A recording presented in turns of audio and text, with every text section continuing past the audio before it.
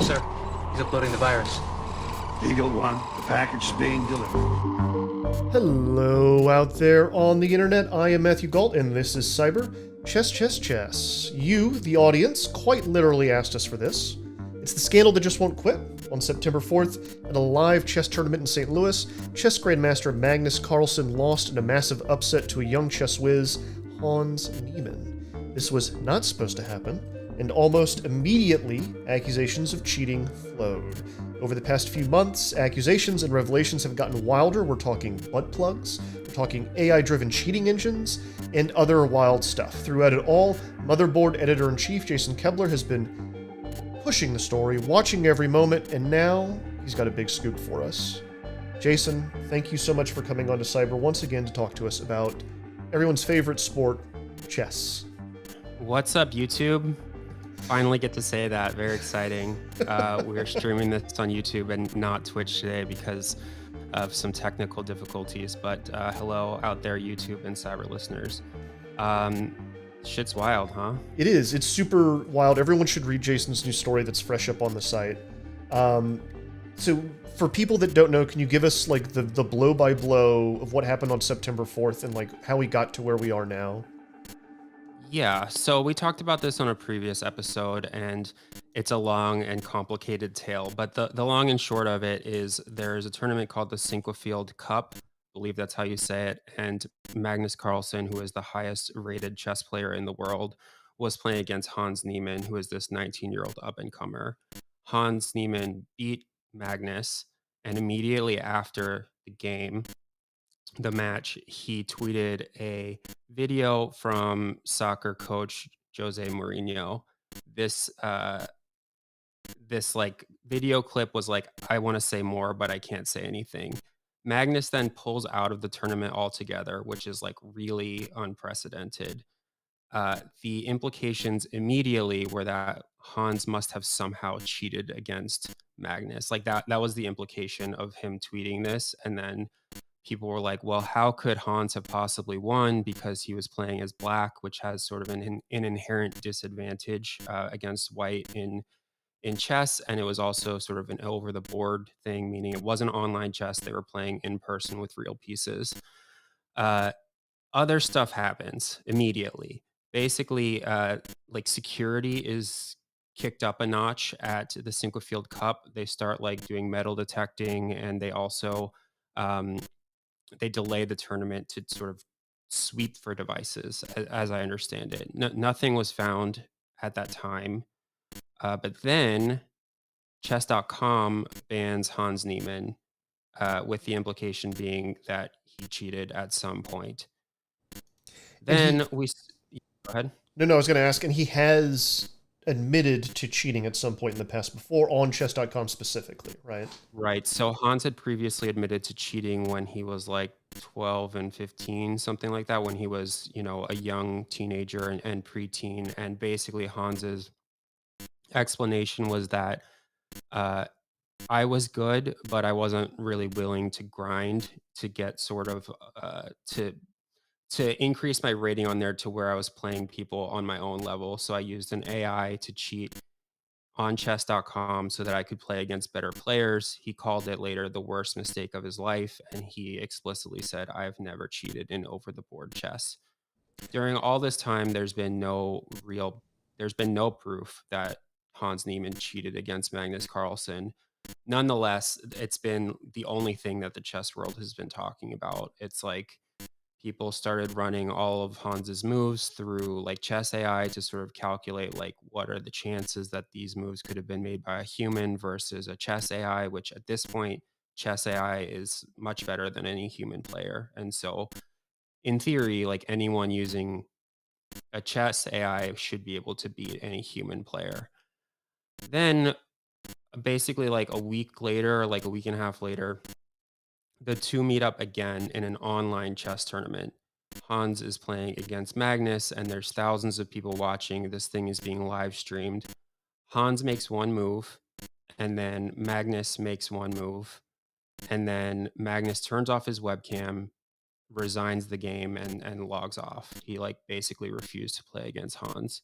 So this then is like, okay, the biggest, most famous chess player in the world is simply not willing to play against this guy. Like, this sort of started a whole nother leg of the drama.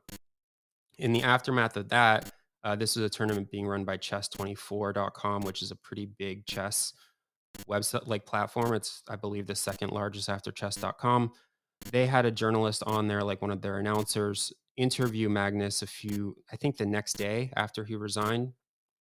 And he was like, what do you think of Hans Niemann? Like, tell us what's going on, because the whole chess world believes that there's cheating going on here. And Magnus says, quote, unfortunately, I cannot particularly speak on that, but people can draw their own conclusion, and they certainly have. I have to say, I'm very impressed by Niemann's play, and I think his mentor, Maxim Dlugy, must be doing a great job. That's the end of the quote. This starts a whole nother firestorm, because Maxim Dlugy is basically the subject of the story that I wrote today and the subject of this podcast, I would say. He is a Russian-born chess grandmaster. He was a junior world champion in, I believe, the 80s. He's one of the top blitz chess players in the world, which blitz chess is basically like speed chess. You play very fast. Super well-known guy. He is also the founder of a series of chess academies in New York and Manhattan called Chess Max Academy. Sorry, in Manhattan and Connecticut, rather, called Chess Max Academy. Private lessons with him cost $250 an hour. And Maxime Dlugy, like, basically the chess world was like, why is Magnus Carlsen talking about Maxime Dlugy? Like, that this seems like a weird thing to say in an interview. If you watch the video of the interview, it's very stilted. Like, Magnus chooses his words extremely carefully. It's clear he doesn't really want to talk about it, and then the interview is like basically over. So from there, people start investigating like Dlugy's past, and they learn that in 2017, during a chess.com tournament, he had won a few matches in a row, and then he mysteriously like logged off. Like, he stopped playing the tournament. He was removed from the tournament. There was no real explanation for why, and people started speculating that he had been caught cheating or something else had happened, and no one really knew what happened. This happened again in 2020, and people started analyzing what was going on here, and they were like, well, is Magnus accusing Dlugy of cheating? Like, there had been cheating rumors associated with these two tournaments that both took place on chess.com. They were called Titled Tuesday, which is like this weekly tournament that chess.com throws, and only titled players, which means grandmasters and people who have some sort of title to their name in the chess game, which you get by winning tournaments and being very highly ranked. It's like, what happened here? Chess.com has never said anything about this, really. This brings us to Monday of this week. And I guess we'll get to the butt plugs later. But this brings us to Monday. We'll get to the butt plugs for sure. Right. Magnus puts out another statement. Like, the first one was an interview, but he basically put out a big statement on Twitter that says, quote, I believe that cheating in chess is a big deal and an existential threat to the game. I also believe that chess organizers and all those who care about the sanctity of the game we love should seriously consider increasing security measures and methods of cheat detection for over-the-board chess, ... We must do something about cheating. And I guess sort of in the aftermath of this, I had written an article about this, and I reached out to chess.com, and they were like, I was like, what happened with Maxime Dlugy? Like, there's a lot of people talking about it. And they sent me email exchanges from 2017 and 2020 in which Maxime Dlugy admits to cheating. He admits to cheating in 2017, and he admits to cheating again in 2020. And that is what my article today is about. There's still no evidence that Hans Niemann cheated against Magnus Carlsen in over-the-board chess. But we do know that we know that Hans Niemann went to Magnus Dlugy's chess class. Like, he basically was coached by Maxime Dlugy. Maxime Dlugy has posted Facebook posts of the two of them. Like, he has his arm around him. It's a photo of the two of them Maxim Dlugy defended Hans Niemann after he beat Magnus. Like on Facebook, he made a post being like, I'm very proud of him. He's worked so hard. He's my student, so on and so forth. And so, I mean, the implication, like the thing that people have speculated that, to be clear, we have no proof of, but the thing that like other grandmasters have speculated on Twitch was that Dlugy somehow was helping Neiman cheat. To be a million percent clear, Dlugy denies this. And when I reached out to him for comment on this article, he said that he said, quote, I'm appalled by the fact that a chess player of Magnus Carlsen's stature would resort to frivolous and false allegations and insinuations, suggesting that I had something to do with Hans Niemann's alleged foul play in either online or over the board tournaments. This has been unjustly damaging for me on a personal, family, and business level. I'm exploring legal action against those that have started and continue to discuss my involvement in the Magnus Hans affair, and therefore cannot provide any further comments on the matter. Um, but that brings me to the story, which is like, this is, I mean, I have not been a chess reporter for a long time. I basically started following chess once this happened. I mean, I know how to play chess. I knew who Magnus Carlsen was, but in terms of like the ins and outs and the drama of chess, you know, I've only been following it for a month. Admittedly, I've been following it very, very closely. I've been, you know, reading a lot of articles, reading all the Reddit threads, watching Twitch streams, reading forum posts, just basically trying to get a lay of the land. And as I understand it, like this is like, I don't want to say it's unprecedented because maybe there's precedent, maybe other people have reported things like this, but basically like, the emails that we have where Maxime admits to cheating, he sort of admits in great detail how he cheated. Says Yeah, that, you know, can you get into that, because it's kind of fascinating. And there's this. Well, I don't want to speculate on. I want to stick to exactly what's in the emails. But can you elaborate on what exactly is being alleged? Like what exactly he admits to? okay. So here's how it goes. It basically goes, and I don't know if you can pull up the emails on the screen. For podcast listeners, I will like read out the important parts. But basically, there was a tournament in 2017, like April 2017. Max Dlugy is playing in this tournament. As I mentioned earlier, he does a few matches and then he's basically like cut off. And right after he's cut off, he emails chess.com, like he emails an executive there, and he says, quote, what the hell? I got kicked out from Title Tuesday for cheating? Question mark, question mark, question mark, question mark, question mark, question mark. Really? Question mark, question mark, question mark, question mark, question mark. Please get in touch, Maxime. And then Daniel Wrench, who's an executive at chess.com, like the next day is like, hey, let's have a phone call. Let's talk about this. To be clear, I don't really know what happened on that phone call. I'm not privy to that phone call. I don't have reporting on what happened on that phone call. But as I understand, they basically like weren't able to reconcile whatever happened. So a few months later, like in August, Maxime emails and he's like, look, I'm ready to come clean. Here's what happened. And he says that, you know, at his chess academy, he was playing in this tournament and he was live streaming. He was streaming the game to his students who were sitting in the classroom. And he's like, I wanted them to basically see how I play. And I was teaching kids how to follow the moves and so on and so forth. He mentioned specifically that the kids' ratings were in the 1500 to 1950 range, which is, you know, in chess world, it's like grandmasters are 2500, I believe. If I'm wrong on that, I'm very dumb, but I'm sorry. But basically, I think they were way lower ranked than I was at the time. They started screaming out moves though, and some of them I thought were really good moves, is more or less what he says. He says that he plays some of these moves, and then he says, quote, I am now positive that one of the kids was using a program on his cell phone while this was going on. As you can imagine, I liked many of his moves, though I had no idea that he was using assistants to generate them.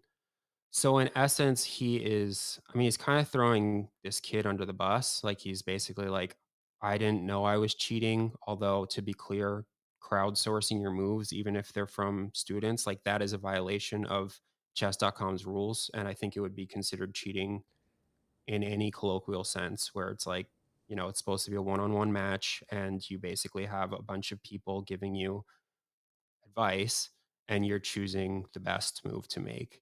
And it's Um, not like there are other websites where they're more tailored to like kind of hanging out with a group of people and playing chess. It didn't have to be chess.com, this right? was a this was against other grandmasters in a cash tournament. Like there's money on the line. It's a big deal. It's Titled Tuesday it's like a brand name tournament. It's not like they do it basically every week and it's sort of a series. And so Galt, you have your screen up, God damn I me to believe. hell. Ignore all of Matt Galt's text Oh. messages, but no. So Oh, it's been all right. I just gotta shout out this too. He's the one that informed me about the buzzing audio that was on the YouTube channel. So I just want to say you can thank my buddy Eddie for saving you from the buzz noise. I did fix it. I'm sorry about the keyboard noise. We're having problems with Twitch chat today or with Twitch today. It's a great technical difficulties day. And yeah, we yeah, like it. good Anyways, times. okay. Anyways, it's a cash tournament and it's a series in which every week there's a cash prize, and then at the end they tally up like who won Title Tuesdays for the year. I believe that's how it works. I need to double check that. In any case, it's a cash tournament. It's like a competitive match. It's not like, hey, we're hanging out with friends.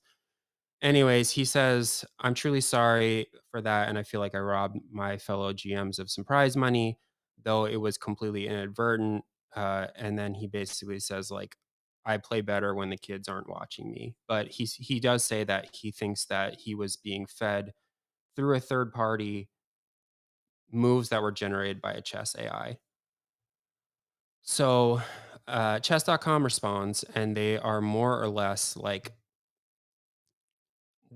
are having trouble believing that this is the only time you've cheated.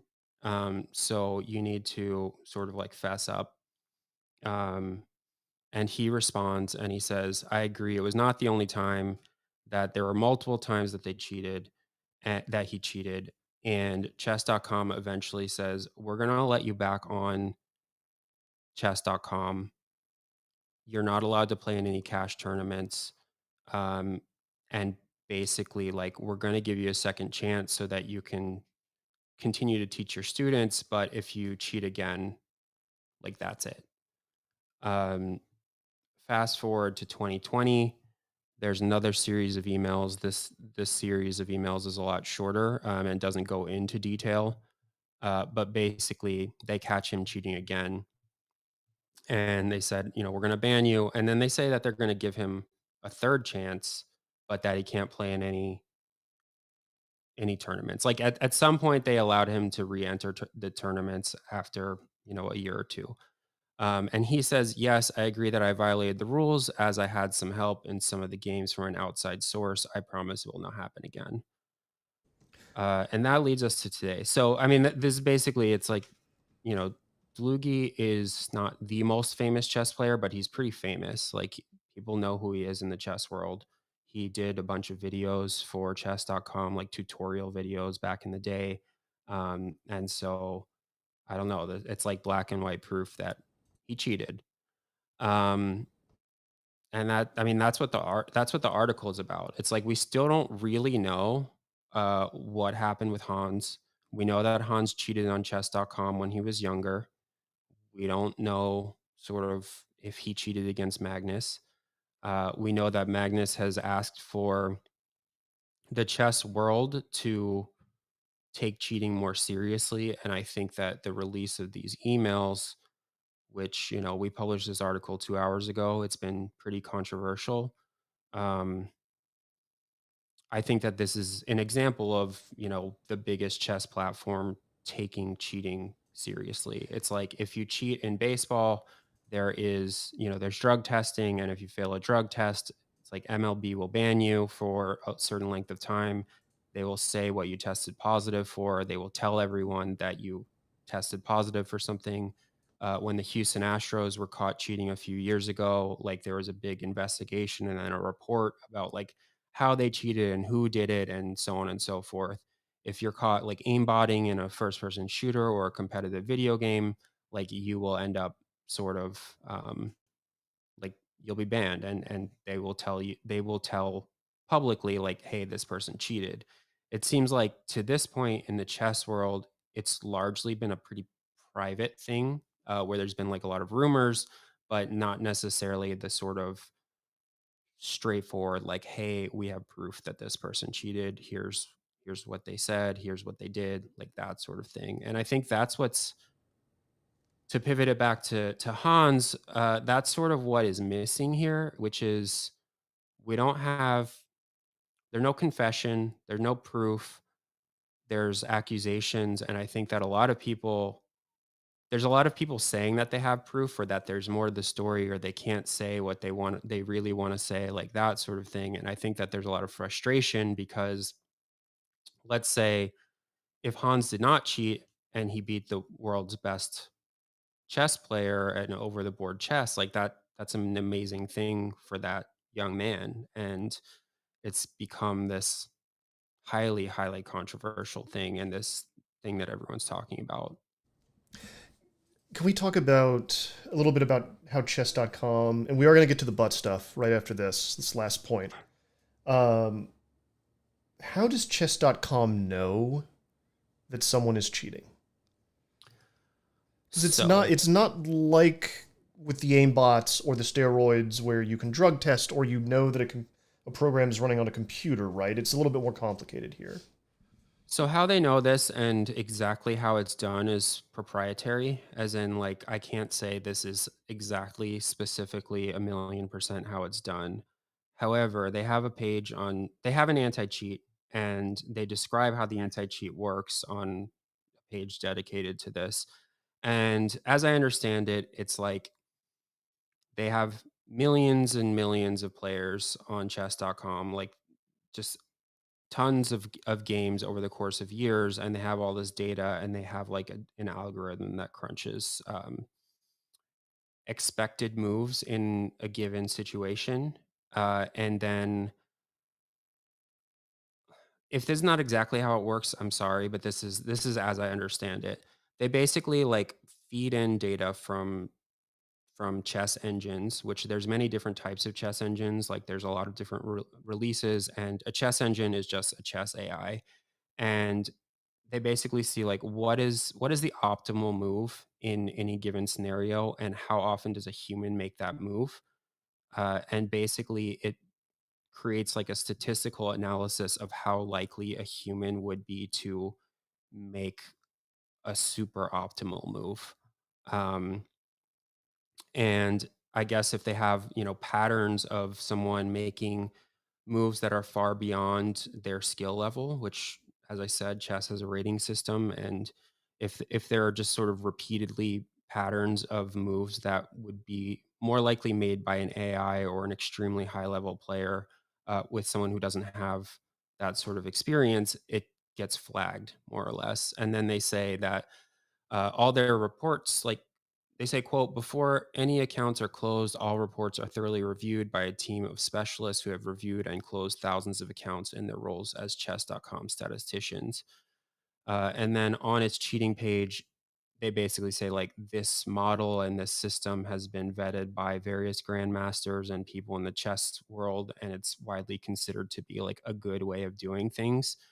Um, I will say that there was a very interesting Reddit post today, and I'm not saying that I can't vouch for the Reddit post, but I'm just saying like there is a discussion going on right now about whether there are too many false positives, because a lot of the ways that people are trying to prove that Hans cheated, they're running it through like anti-cheat software or chess engines, and they're pulling in like 50 or 60 different types of chess engines. And it's like if you run it through all of these different ones, like there may be the possibility of you getting false positives because the chess engine could be like, well, like 5 different chess engines might say 5 different things, and like 50 different chess engines probably won't say 50 different things, but various basically, it's like the possibility that one of these moves lines up with something that a chess engine would do versus a human there's a higher likelihood of that. I'm not saying that's how chess.com does it. I don't know. Like on their website, it says that the people who have vetted this have signed a non-disclosure agreement and it's proprietary and it's one of the reasons that they're so good at it. Like that's what they say is that it's a proprietary algorithm that they're not willing to disclose like fully how it works, but as I understand it, that's like basically how it works. This part is extremely fascinating to me because chess is this ancient game that is about, at that level, I think, memorizing complex sets of moves, right? To a certain extent, like you are feeling things out, but to a certain extent, you are memorizing all these different strategies and kind of figuring out which ones work best in any given moment, which is kind of exactly how the chess engines work, right? Like Gary Kasparov loses to Deep Blue in 1997. Like we've had these AIs that can beat humans at chess for a long time. These chess engines are pretty ubiquitous. So when you're, it is not the same thing, but when you're learning to play chess, you're kind of training yourself almost You're the training same way. yourself to be a computer in some Exactly. ways. When you're studying different opens, it's like if this person does this, then I do that, same with endgame where you're sort of there's sort of an established best practices way of finishing a game and putting a game into checkmate. Like there are many, many books about this in magazines and like obviously, but like for example, when we first started writing about this, we called it the biggest chess scandal in like 1500 years or something. And someone was like, hey, what happened 1500 years ago? And I went onto Google Books and I found a book from 1921, like or something from like the 20s, 100 years ago, that was just 500 pages of chess moves, like chess openings and chess closings and problem solving and things like that. So it's not a robotic game. There's obviously just like I don't think it's an infinite number of combinations, although it's just like a gigantic number of possible moves to be made and game scenarios to be had. But it's like there are sort of well established openings and closings and sort of like what happens in the middle and how people defend against those is what makes it like how good you can memorize those as well as like how quickly you can adapt to switch strategies as I understand how you become good at chess. I'm not good at chess, so I can't say. I am also terrible at chess. And the moment I realized I was never going to be good was when I learned that that's how you get good, was memorize, like kind of reading all these books and memorizing all this. And I was like, oh, I don't want to do this at all. No. Let's talk about butt stuff. Let's do it. Ad break? Ad break? Yeah, we need to record an ad break. There we Hello, go. hello, cyber listeners. If you're watching on YouTube or Twitch, as it may be, there's no ad, so just stick around. We'll be back instantly. If you're listening to the podcast after the fact, when all the technical difficulties have been worked out, please have a word from our sponsors.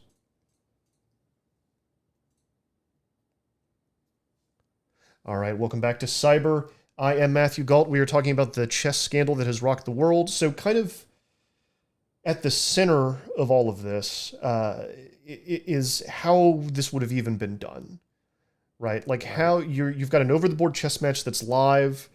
How would Hans Niemann have even cheated? Um, This is interesting you say this because it actually also sort of comes back to Dlugy. In 2012, I believe, Dlugy was playing an over-the-board chess match against someone who I don't remember right now. Um, Ivanov, Borislav Ivanov, uh, and Max Dlugy noticed that Ivanov was like moving his shoe around a lot and was just like fidgeting quite a lot. And he was like, check this guy's shoe. And it turned out that he had a chess engine in his shoe, the his shoe infamous computer. the infamous The inf- sockfish. Yes. yes, the infamous sockfish. And so this is like one of the higher profile examples of someone being caught for cheating in real life. And in Hans and Magnus's case, it's like people are saying, well, how do you even cheat in a real life match? Like that is sort of the big question. It's like you have people watching it. How could they possibly cheat? And this So is the people have just wildly speculated. So to be clear, Hans has not been caught. No one knows. Like, this is what everyone's been talking about, though, and the theories are like shoe computer number one, number two is Hans or Magnus Carlsen's plans and like strategy was leaked to him ahead of time somehow. Uh, Three is like he had an earpiece or something like that, and then like the wildest one is anal beads slash butt plugs, which again, super wild suggestion, but basically like the theory is It's the vibrating sex same. toy, It's smart the same sex as the toy. shoe computer, just in your ass, Yeah, essentially. it's like it's better hidden. And so like this went viral, like Elon Musk tweeted about it, and then Hans was like, I'll play naked, like I'm willing to play naked. Which has not happened and And I doubt will happen. a campsite offered him $1 million to do it, right? To play naked. Yes, Okay. that did happen. Um, So but that the brings us to your story from this week, which is like someone is at work, multiple someones, and it's already built. So here's what's going on. space race style. It's like the race for a butt plug chess engine. Who gets there first will be the one to dominate chess for 1,000 years to come. So yeah, the idea is basically like with the shoe. The way the shoe works is someone else is watching. They've got access to one of these chess engines, and then they are sending you vibrations into your shoe that is telling you what moves to make. So the butt plug variation is the exact same thing, but it's in your ass. So you're feeling the vibrations through a butt plug or through anal beads. And that is how you are deciding what moves to make. So, again, this has not been proven, but some intrepid engineers out there on the internet, one we found on Reddit and talked to, and another one who's already got the GitHub set up, they are working on the program. They wanted to say, like, can this work? Can we do this? One is in the Netherlands. He's the farthest along. He's actually built the program. It only took him about 4 hours.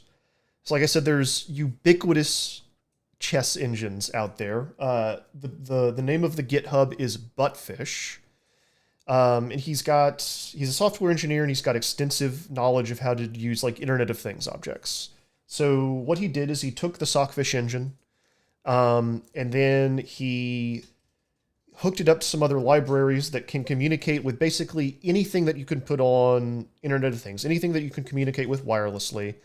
And it just uses Morse code because a chessboard is an 8x8. And so forgive me if you already know this, but every space on the board has an alphanumeric. So like A2 is like the pawn that's all the way over on the left. So you just, buzz A2 into someone's ass, and then you buzz where it needs to go. So this engineer in the Netherlands, he hooked up Sockfish to some of his Internet of Things objects, did some minor variations, and has tested it with lights, so he can successfully communicate the messages from a chess engine to a series of lights that will pulse in Morse code correctly. The next step is getting it hooked up into a sex toy.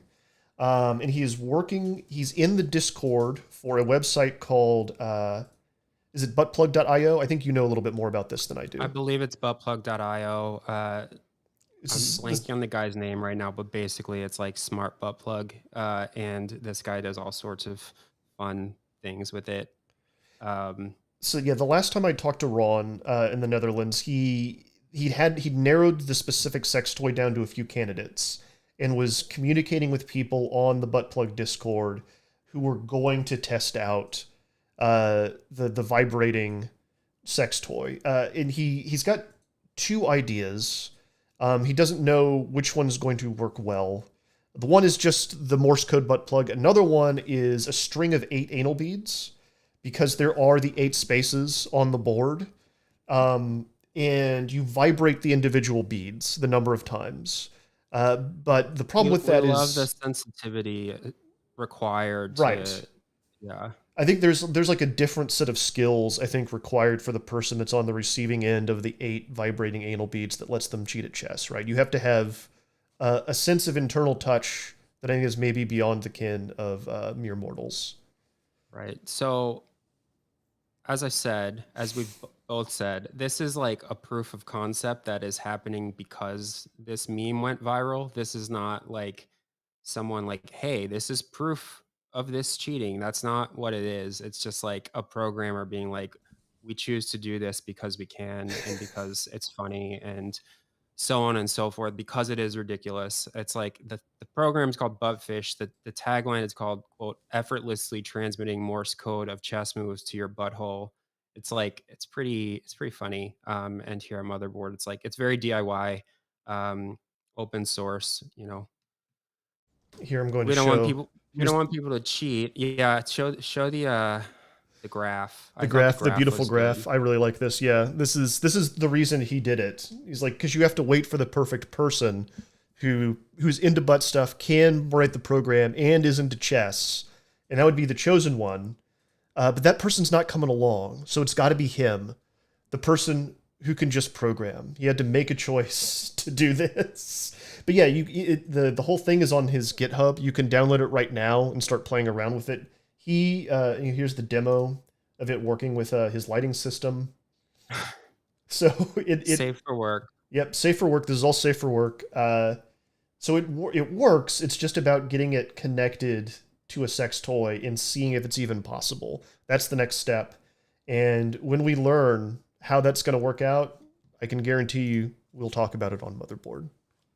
Yeah, well, thank you for taking us through this. Here at Motherboard, you get chess reporting on hacking and things like this, but you also get proof of concepts. Thank you for being here. Got to bounce. Yep, absolutely, Jason. You've got a hard out. Thank you so much, everyone who came onto the YouTube and dealt with all of the technical difficulties today. If you like us, we are, we're in all the places that pods are casted, and we are available live streams at youtube.com/motherboard and Motherboard TV, and also twitch.tv/Motherboard TV. Subscribe or follow us in those places, and you will get notified when we go live. This will be available as a podcast very soon. Thank you all for tuning in. Thank you for coming with us on this chess and butt journey today. Bye.